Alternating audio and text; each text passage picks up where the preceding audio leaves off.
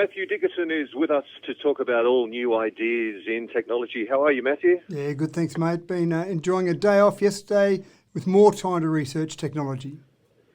Fantastic. And first off today, how can we combine hydration needs with some smart technology? We've talked about drink bottles before, Chris, but it does amaze me just how many different drink bottles there are out there and the things that they combine into a drink bottle.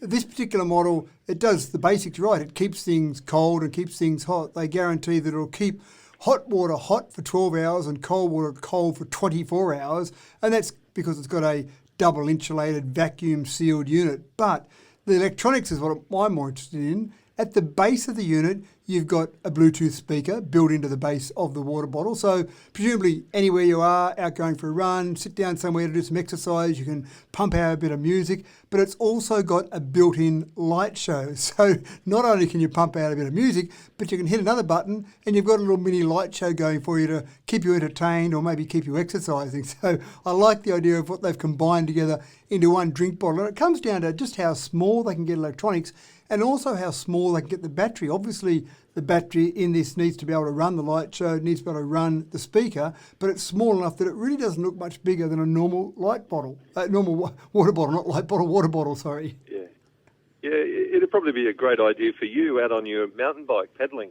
It could be. I'm not sure about the light show, but the speaker blaring away might take the idea of how much pain my legs would be in. Now, will smart grocery carts change the way we shop? It is quite interesting, this whole concept of not going through the checkout. I'd almost feel like a bit of a thief, Chris, if I walked through a supermarket and then just packed my bag and walked out. I'd be looking around waiting for a security guard to tap me on the shoulder. But Amazon Go tried this concept a couple of years ago, actually, where you walked around the supermarket, they had a number of sensors set up, and as you put things into your shopping cart, at the end of it all, you just used your card to basically charge everything that was in your shopping cart. But this concept is a little bit different. There's a company in America called Kroger, and they're working with a startup called Caper. And the idea with this is you don't need to change your store at all. You don't need to go and add a whole bunch of technology to your supermarket. You just add a bunch of shopping carts. And those shopping carts, as you put items in, it scans them automatically. If there are things that have got to be weighed, fruit and veggies, for example, that might need to be weighed, then you've actually got built-in scales inside the shopping cart. You go through the whole shop, you finish the shop, you have already put your credit card details in when you start the shop, and you pack your bag and walk out the door. So days when you can see those big lineups at the various aisles, days before a public holiday, for example, there'll often be big lineups at the checkouts. Just the concept of walking around, filling up my shopping cart and then walking out the door sounds quite incredible. And the poor old checkout person will be redundant. It may well be. I'm sure they've got enough other work for them to do and even just packing up the shopping trolleys and getting those sorted. But it is technology and it's very hard to stop the march forward of technology. Now, first came magnetic strips on cards, then chips, then tap and go.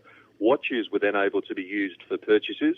What's next, Matthew? Your face, Chris. Your face will be able to make purchases someday soon in Australia. It's already happening around the world in small pockets here and there. And there are some companies that set up, there are providers that effectively set up, you can register your face and then register your credit card or your bank card details.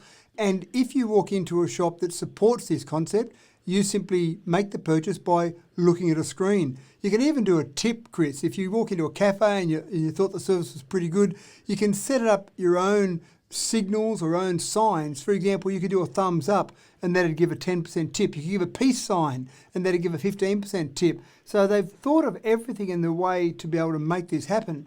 Obviously, some people are concerned about the idea of their face being online somewhere, but your face is probably in so many cameras and recorded in so many different places already that it probably isn't that big a concern. If you've got a concern about that now, then you probably should not walk out in public anywhere because there's enough cameras everywhere. But again, it's probably pretty secure. It's a bit harder for someone to steal your face than it is to, say, look over your shoulder when you make a PIN purchase, or if you drop your card, for example, and someone picks it up and goes and makes a few purchases before you stop your card. The idea of someone stealing your face obviously is quite difficult, and they've gotten much better now. It used to be, you see in the movies, someone takes a photo of your face and then they put it in front of a scanner and that's enough to get through. But now most of the scanners have got depth sensing as well. So they'd have to do like a bit of Mission Impossible where they make a 3D model of your face to go and buy a free coffee. And if someone wants to make a 3D model of my face to get away with a free coffee, Chris, then I reckon good luck to them. We are talking technology with Matthew Dickerson. Balloons or satellites? Who was going to win the race for internet access in places where it's difficult to provide land-based internet? Well, I think satellites are winning the day. There was a little sub-company of Google set up called Loon, and it was based on the idea that it's a bit of a loony idea. And essentially what they were doing is they were putting up balloons, and they were using those balloons over some rugged terrain or areas where there wasn't a lot of infrastructure on the ground, providing internet access to some of those people. And it's been going for a while. There's been a fair few trials going with that. And finally on the weekend, Google announced that we give up. They've given up on the whole concept of balloons giving internet access. Already the idea that drones could be used to do that. Facebook had some drones that were flying around doing something similar to the balloons, basically giving some internet access to some of those areas that didn't have it. And they'd already given up on that idea. So the last one left where it was trying to give access across the entire world is satellite. And there's a few different providers of satellite services. One of the problems with satellite, of course, is if you have geostationary, and we've got some of our NBN services in Australia based on geostationary, they're very high. They're at 35,786 kilometres, Chris. And you get huge amounts of latency like that, or with those distances. So it makes it very frustrating to use. But the satellites that look like they're going to win the day are the low Earth orbit, LEO satellites. And they circuit much closer to the ground.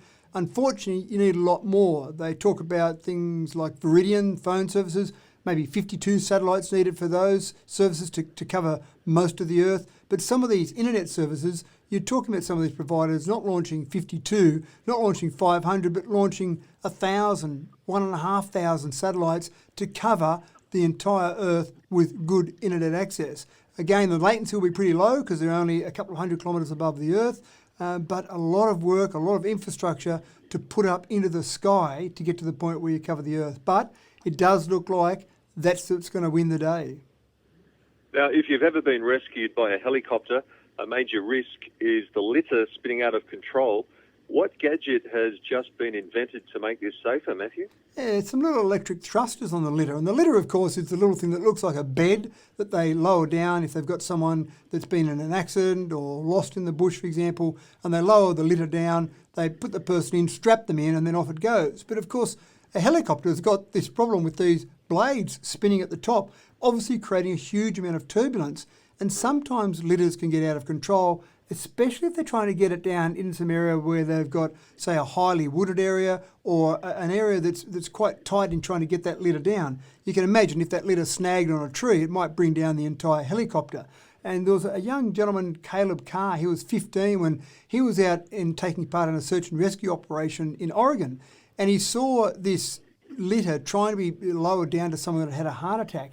And in the end, they couldn't actually get the litter down to him because, again, it was a highly congested area.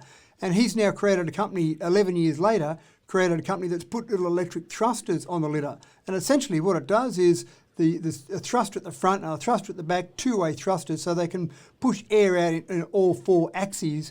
And as the litter is going up or down, those little fans basically blow air out in various directions to keep that litter stable. So quite a clever idea and something that's relatively simple in the operation of it, but could be absolutely life-saving. And lastly today, Matthew, what communication tool do you need to survive the zombie or robot apocalypse?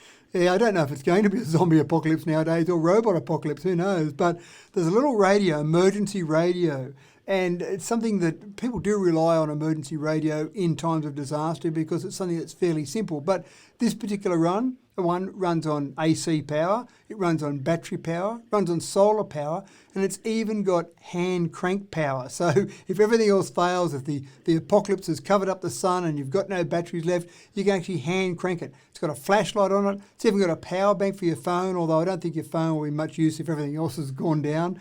But essentially it's some little emergency radio that you can keep with you, maybe take it out camping with you, you can use it wherever. It's got the normal radio stations you expect to be able to pick up, picks up 2WEB of course, it's got AM, FM, It's got weather broadcasts. So the idea is that you can take this with you wherever you are. If some emergency occurs, if some tsunami happens, an earthquake, whatever, you've got this there and you're not relying on anything else but maybe your kids to sit there and crank it away to keep the power going to it. So just a good little simple thing in something that's a very complicated world to keep you in touch if need be. Maybe they needed one of these on Gilligan's Island, I'm not sure. Fantastic, Matthew. We will look out for you on YouTube, Matthew Dickerson, and we'll also upload it onto SoundCloud. We will talk again next week, mate. Thank you very much. Sounds good. Thanks, Chris.